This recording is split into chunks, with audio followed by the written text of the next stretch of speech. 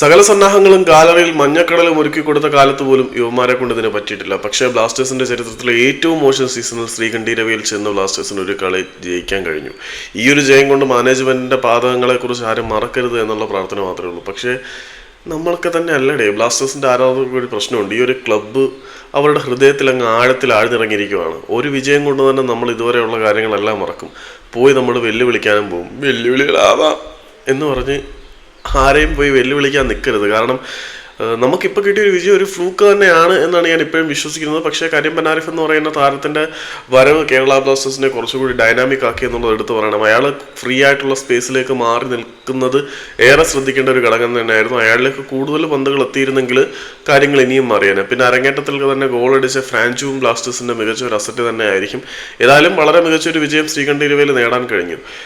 കണ്ഠീരവയിൽ കഴുകന്മാർ വാരിക്കുഴി വെട്ടിക്കാത്തിരുന്നതാണ് കൊമ്പന്മാരെ പിടിച്ച് അതിലേക്കിട്ട് കഴുത്തറുത്ത് ഭാഗമായി കഷ്ണിച്ച് ബിരിയാണി വെച്ച് ആരാധകർക്ക് ആന ബിരിയാണി വിളമ്പാൻ പലതവണ അവർ കൊമ്പന്മാരെ വീഴ്ത്തി തങ്ങളുടെ ആരാധകർക്ക് ബിരിയാണി കൊടുത്തിട്ടുള്ള ചരിത്രമുണ്ട്.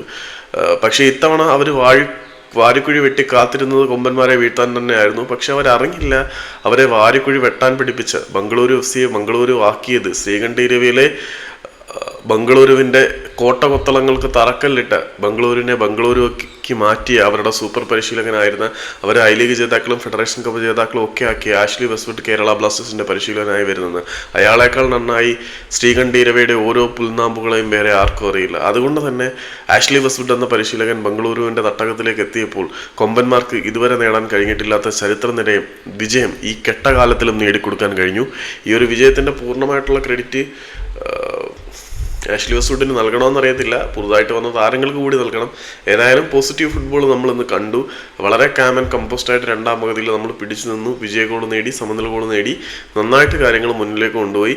പക്ഷേ ഈ ഒരു വിജയം കൊണ്ട് മാനേജ്മെൻറ്റിൻ്റെ ചെയ്തു കൂട്ടിയ പാതകങ്ങളെ ആരും വൈറ്റ് വാഷ് ചെയ്യരുത് എന്നുള്ള ഒരു പ്രാർത്ഥനയും റിക്വസ്റ്റും മാത്രമേ ഉള്ളൂ.